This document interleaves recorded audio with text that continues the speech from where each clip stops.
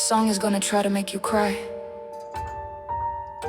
Not because of politics, not because of war, because of something much simpler than that.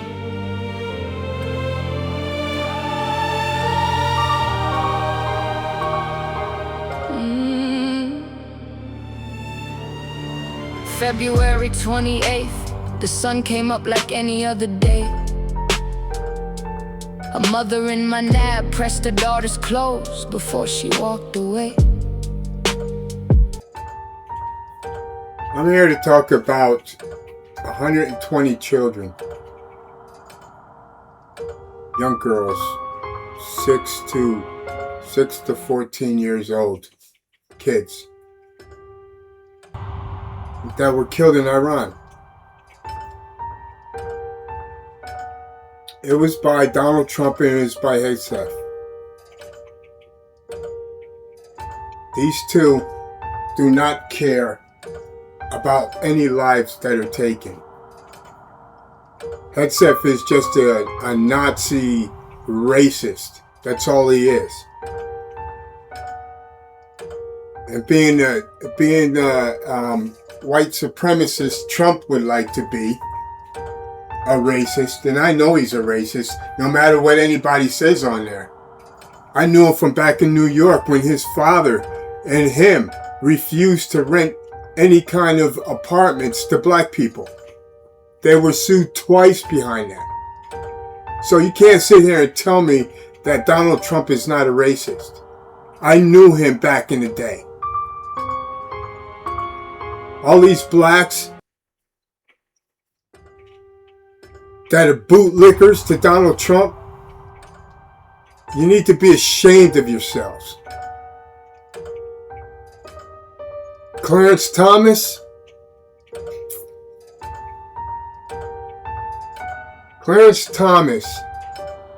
they should find another word for him other than Uncle Tom.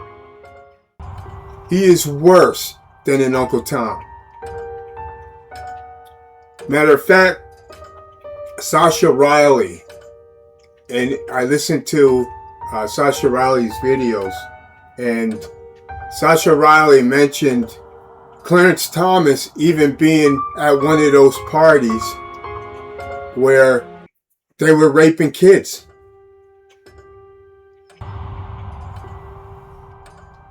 Him and Graham.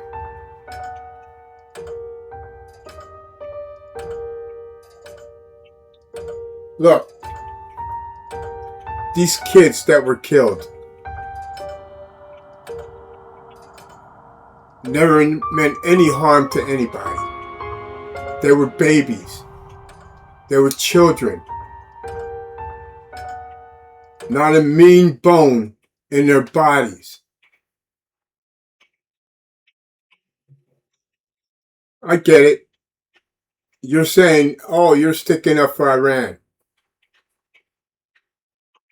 Let me be honest with you. Because definitely Trump and Trump administration and these national news aren't being honest with you. The national news is because it has new owners. It's a billionaire that belongs to Donald Trump. Somebody that Donald Trump has on a leash. Look it up. He's controlling these news things. Dana Bash really pissed me off one day when she was interviewing Hakeem Jeffries and tried to blame Jeffries for the rhetoric that is going around. This Trump administration and their little goofy freaks that they have speaking for them on these podcasts. And Melania's fixers. They're real freaks. Anyway, these people are all stepping in the same direction. They're separating us. This is what they're trying to do, to separating us, because Donald Trump wants to be a fucking king. He wants to be a dictator. He wants to control you, me, this country. He wants us to bow down to him, to drop down to one knee and kiss his fucking ring. But the only one that's doing that are these black bootlickers and these uneducated idiots that don't know their assholes from a hole in the ground. They don't see what is going on because they are fucking blind.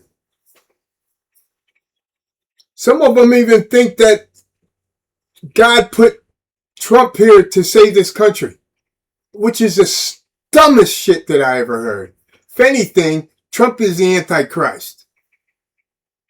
He's not a religious person. He never stepped foot in a church. Except to lie. Except to gain something for himself. That was the only way he ever stepped into a church. He doesn't even know how to hold a Bible. He holds it upside down. He's taking me off track here with Trump. They kind of piss me off so much with this bullshit that they're doing. And MAGA not seeing. There are a lot of MAGA that had to open up their eyes. They're starting to realize that Trump is not for them at all. He's not for America. It's not America first with Donald Trump. It's Donald Trump first. Him and his father were both the same. His father was KKK, Fred Trump.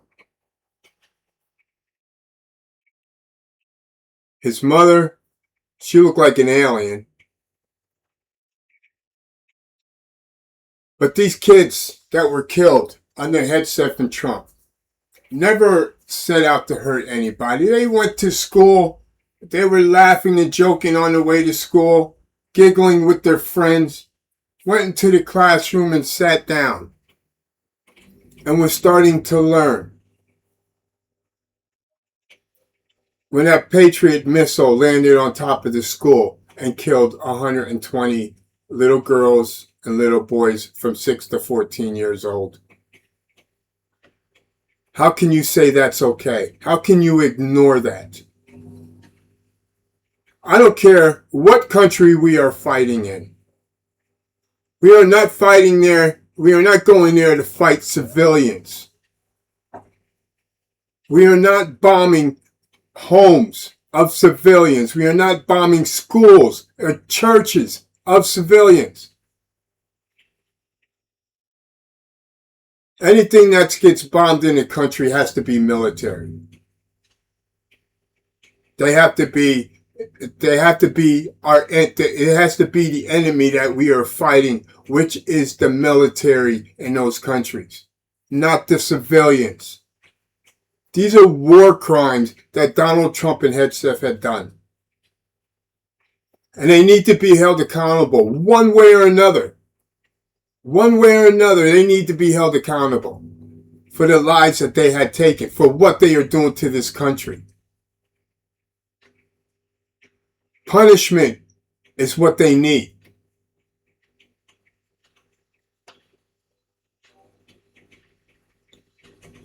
And if our government's not going to do it, then somebody else needs to do it.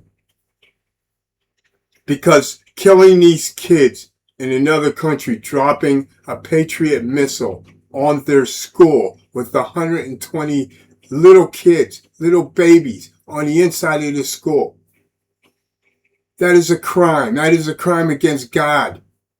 That is a crime against humanity. Let's get back to the video. Packed her lunch, fixed her braids, kissed her on the cheek, said learn something new today. Those were the last words she could speak. 7 in the morning, a missile carved a line across the sky. 120 children walked through those school gates, never said goodbye. The The walls came down, the ceiling fell. The chalk was still on the board. They called it a precision strike, collateral ignored. 73 boys in those halls, ages 6 to 12. 47 girls who spent their mornings putting stories on the shelves. 26 teachers, all women, every single one. A bus driver, a pharmacist next door, just living under the sun. And one unborn child, 6 months along, never drew a breath. 168 lives between the morning and the death. They said we had old intelligence, we thought it was a base. The only uniforms they found in the rubble were the ones worn on small faces. Tell me how you name it when the ones who fall are small. Tell me what you call it when there's nothing left at all. I don't want the politics, I don't want the war. I just wanna know their names. I just wanna know their names. Yeah, 10 years. That's how long they built the bridge at Karaj. 10 years of engineers working through sanctions, through the dark. The tallest bridge across the Middle East, 136 meters high. They were weeks from opening it, families ready to walk across the sky. 2 missiles, April 2nd, 13 people at a picnic below. They had no idea they were part of a geopolitical show. And Trump posted the biggest bridge in Iran just fell. Much more is on the way, no mention of the people that fell. Then they hit the labs, till Fidaro Pasteur at the core, where cancer medicine was made, where vaccines existed before. Patients who needed chemotherapy woke up to empty shelves. Children who needed insulin left to figure it themselves. 240 medical sites, 50 hospitals hit, and the world debated whether it was legal while people got sick. 77 ancient sites, 500 years of stone. Galestan Palace cracked Isfahan's Grand Mosque alone. Tell me how you name it when the ones who fall are small. Tell me what you call it when there's nothing left at all. I don't want the politics, I don't want the politics, I don't want the war, I don't want the war.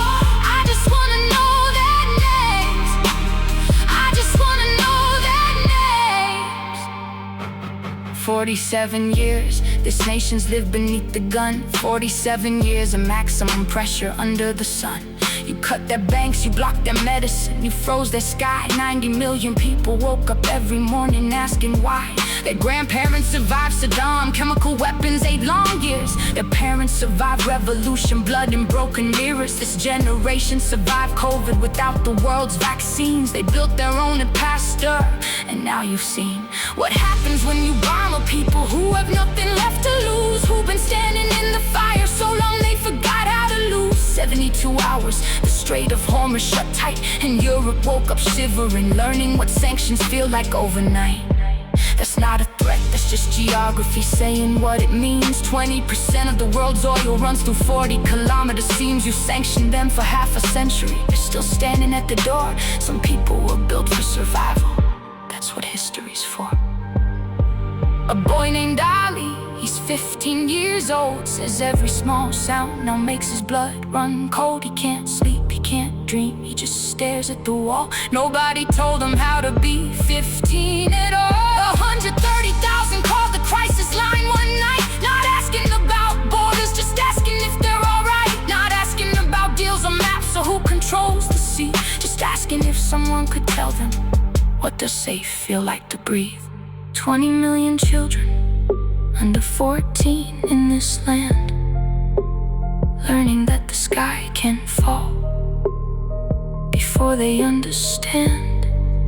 And the cruelest part of all of this, the part I can't explain, is they still wake up every morning and they try again.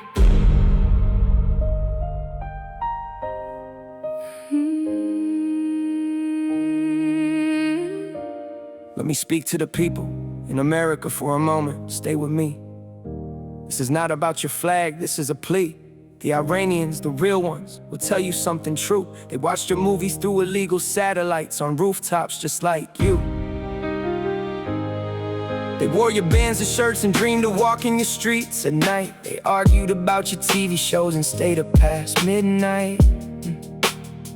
The enemy was never you, never the person at the pump. The enemy makes decisions while you're the one who pays the sum. Every mother in Ohio scared for her son deployed feels exactly what a mother in Manab feels destroyed. Because grief is not political. Grief doesn't check your passport at the gate. The only thing that separates their tears is what gets broadcast on your slate.